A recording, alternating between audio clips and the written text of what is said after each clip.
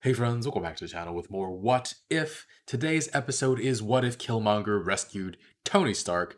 So we're going back to the very first movie of the series, the first Iron Man, and see how that just changes everything. Just a heads up, most of the time I'll probably call Killmonger by his Wakandan name, N'Jadaka. It's a habit by now, and it's just my personal preference because that was a culture that was largely taken away from him, even though he still identifies it with it. So just letting you know, so you're not just like, who's N'Jadaka throughout the entire episode. But my big question for this episode is, who has a bigger impact on the other, Tony or N'Jadaka? Obviously, N'Jadaka saving Tony. Tony never builds the Iron Man suit in a cave with a box of scraps. Does he still see the bomb with his name on it? Does that still cause him to shut down weapons manufacturing? Does Obadiah Stane still go after Tony? And does N'Jadaka save him from that as well?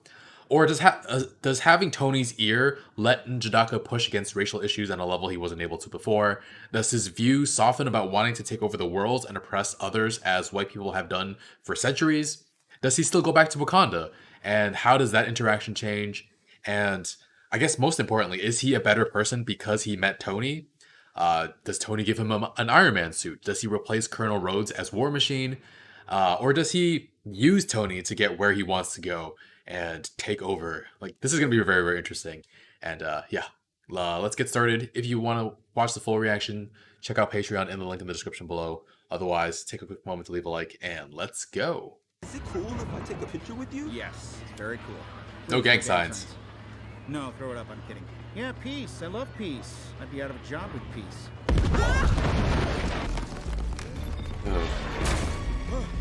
Ugh.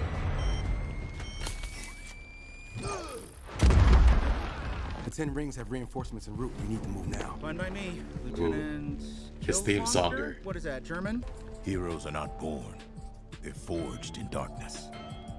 Forged in darkness. Defined by sacrifice. And I Iron Man. Without Tony Stark's fateful capture in Afghanistan, the age of Iron Man would never come to pass. Though the land was saved, a hero was lost, and a villain was given a new chance. Mr. Stark, were you A new injured in the chance. attack? No, but I did spill my drink, and it was a 26 Macallan, So I'm flippant pretty about sure this. I saw young Americans killed by the very weapons I created. We have to do better. Build bigger and fight Oh my back God. for them. Which is why I'm bringing Oh in my God. Lieutenant Eric Stevens, the Navy SEAL who saved my life, as Stark Industries' new Chief Security Officer. This is such a load of bull. It's supposed to be my promotion. I uncovered plans to assassinate Tony Stark while on a deep cover operation. That's Michael inside B. the Jordan, 10 all right. Those plans were bankrolled by Stark Industries COO Obadiah Stane. Bank documents, phone records, Damn. Google it. I just dropped it all online. I knew it! I knew it. Oh, happy. They came for the king, And they missed.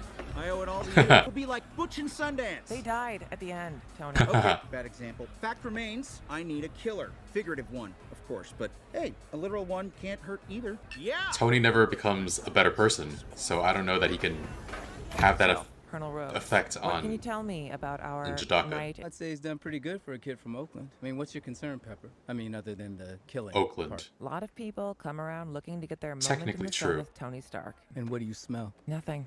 And that's the problem. Everyone wants something. I think they're setting Welcome him to Candyland. I up built to everything in here myself. use Productivity. Tony. What did your old man used to say? Ah, that's right. Peace means having a bigger stick than the other guy. Hey, play nice. I developed plans for an automated combat drone. Thought I was going to make human soldiers obsolete. Project, Liberator. you got an ear for branding. Liberator. Liberator. Oh. Whoa. Bold Very design Gundam. choice. What? I like anime. Worst case scenario, we'll end up with the world's most expensive Gundam model. Jarvis. Michael B. Stark Jordan is loves anime, FPV so this is wiring, nice. circuit- Gundam.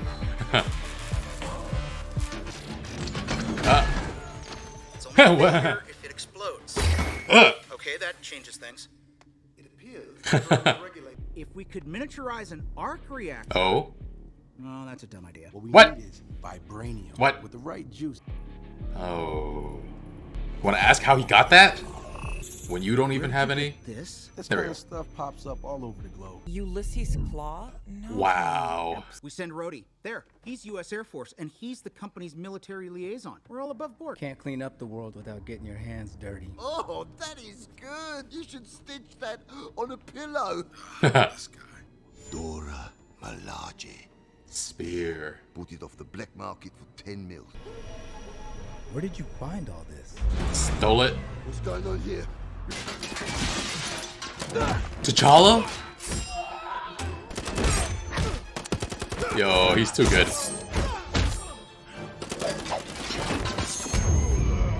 Let me take the vibranium back where it belongs. Sorry, cuz. That ain't gonna fly. Whoa!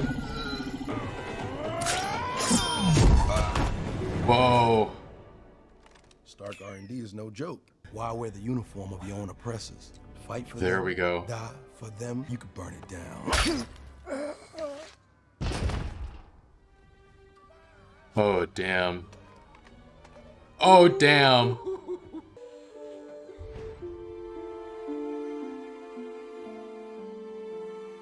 Damn.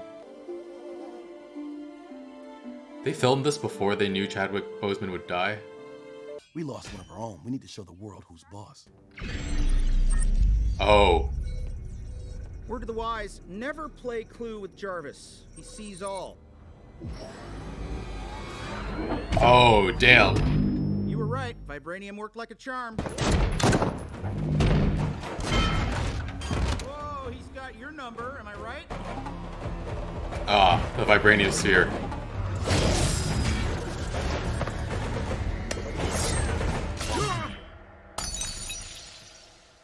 Really thought it was you and me against the world. The difference between you and me that you can't see the difference between you and me. Oh. Damn. The Wakandans wanted to send a message. Not a very subtle one. They want a war, so that's what we'll give them. Put the Liberator drones into Oh, production. damn. Hold on. We're at war. You work for me now. Wow.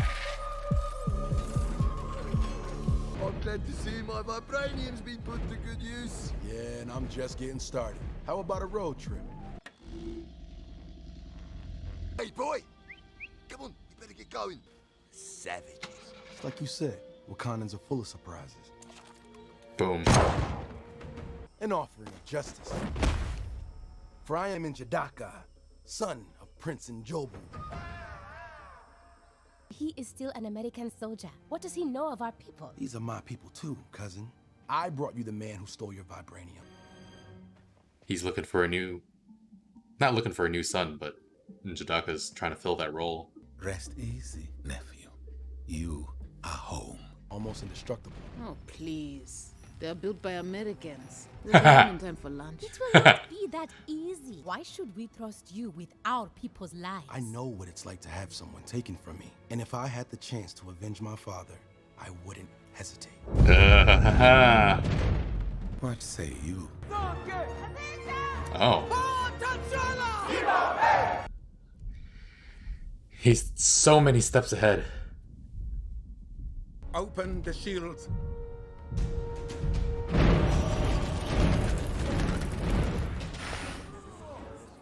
Wakanda.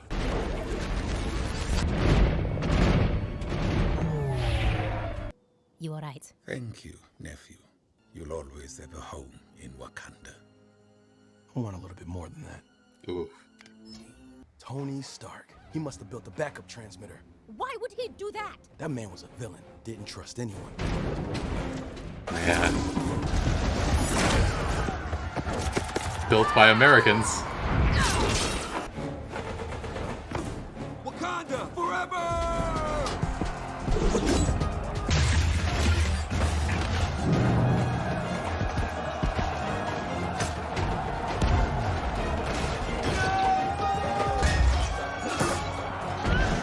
Oh.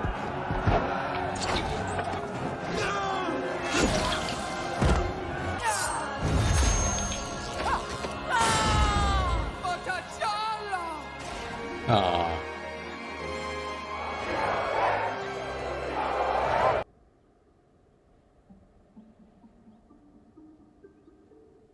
Getting to see that view. I am a loyal servant of Wakanda, Your Majesty. Let me be of service. With this herb, you shall become the Oh. next Black Panther. My cousin. I did what I had to do. For vengeance. For my father. And for all my brothers and sisters who suffered through oppression while you just sat back and watched. Power unearned can be a very volatile force, cousin. It will get the best of you eventually. On your plane or on ours. Sure. It appears we have a common enemy. Heroes are never really gone. They live forever. As do the ones they inspire to carry on the fight. I want to see the rest of this. That wasn't enough. That's not enough. So the big change in this universe was that when Tony was getting his picture taken in the beginning, he didn't mention MySpace, right? Right? That was the big change. But on a more serious note, the big change is actually Njidaka finding out about the attempt on Tony's life by Obadiah Stane and the Mandarin and preventing it. Now, was it because Njidaka was already trying to go after Tony, or did he stumble upon it and hatch a plan from there? And I mean, I gotta say, this plan worked out much better than his original one. I kind of forgot just how much of a genius he is too. Forgot that he went to MIT, but we see how far back his plans go. Even back in his MIT days, he named the drone program Project Liberator because he wanted to liberate his people. And in the end, Tony Stark helped him complete it. I love the fact that Njidaka made freaking Gundam suits because he's an anime fan. I know Michael B. Jordan loves anime too. I think Dragon Ball Z. Actually, his armor kind of looks like Vegeta's on some level, right? Right? I think so. But yeah, I think it's definitely much more difficult to empathize with this version of Njidaka because while we know his motivations from our universe, it's not really shown throughout this episode. It's never really brought up, so you don't feel the emotional weight of his choices. So it's more of a thought experiment, this show, than a character study. I mean, he doesn't even explain to T'Challa who he is before killing him and Rhodey. Speaking of which, though, I'm not sure why a sonic taser works on T'Challa since he's wearing a vibranium suit. Shouldn't that protect him from the vibrations? I mean, I don't know how Tony's tech works, I guess, but hard to imagine it can get through Wakandan technology, right? But yeah, Rhodes and T'Challa dead, killed, and I looked it up. The writing on T'Challa's casket, it says Wakanda Forever, which, oh man. And then, yeah, Njidaka goes back to Tony, and Tony's undone by his own arrogance. He finds out that Njidaka was behind all of it, and instead of calling for the police, he confronts him one-on-one because he wants justice rather than the law, which was a great line. But yeah, Michael B. Jordan also kills it in this episode. Also has some great lines. The difference between you and me is that you can't see the difference between you and me. That was really, really good. And then he has those drones built with all the vibranium, only to capture them and then reactivate them. That fight was really fun to see. Really cool seeing Angela Bassett's Queen Ramonda be the leader of the Dora Milaje. I didn't know about that. Was it mentioned in the in Black Panther and I just forgot about it? But yeah, Njidaka joins in on the fight that he started and becomes a damn war hero. I feel like the one thing that should have gave him away to everybody was the way he said Wakanda forever. It just feels so off. Wakanda forever. It sounds so wrong. But definitely intentional the way it sounded so wrong because Michael B. Jordan is too good of an actor for it not to be. But yeah, Njidaka winds up even pledging his loyalty, saying he's a servant of Wakanda, which convinces T'Challa to give him the heart-shaped herb to make him the next Black Panther. And yeah, seeing T'Challa again on the ancestral plane. Actually, is it ancestral plane as in it's a different plane of existence, or is it ancestral planes as in like the type of geographical type of planes? I think it's the former, but maybe it's both. Did Ryan Coogler put a freaking pun in the Black Panther movie? My God. But yeah, T'Challa talking about power unearned and how volatile a force it can be and how it will get the best of Njidaka eventually. And great line with, you believe the cure for human suffering is more human suffering, or is more suffering. And T'Challa to Chadwick, gone too soon. But for now, Njidaka played this perfectly, other than letting Shuri find out about how all this went down. She goes to Pepper to figure out a way to turn the tables against Njidaka. And yeah, really nice tribute to T'Challa at the end of the episode with the Watcher's words. A good tribute to T'Challa and Tony as well. Heroes are never really gone, they live forever, as do the ones they inspire to carry on the fight. So I'd say T'Challa inspired Shuri, Tony inspired Pepper, and Chadwick Boseman inspired all of us. Still can't get over the fact that he's dead. It's been over a year at this point, and it feels just like a couple of weeks ago. But interestingly enough, that line about heroes never really being gone and how they live forever, as do the ones they inspire to carry on their fight. Interestingly enough, that also holds true for Njidaka in our strand of the multiverse, because he died, but along with Nakia, they inspired T'Challa to change the way Wakanda interacted with the world, fighting against oppression, and so I do think there is a grain of heroism in Njidaka. It just got so twisted that he just became a villain, and he just misguided. And I mean, I think during this episode, I really wanted to see Njidaka in different circumstances. Like if Njobu and Njidaka had been brought back to Wakanda, his life, his role in the MCU could have been very, very different.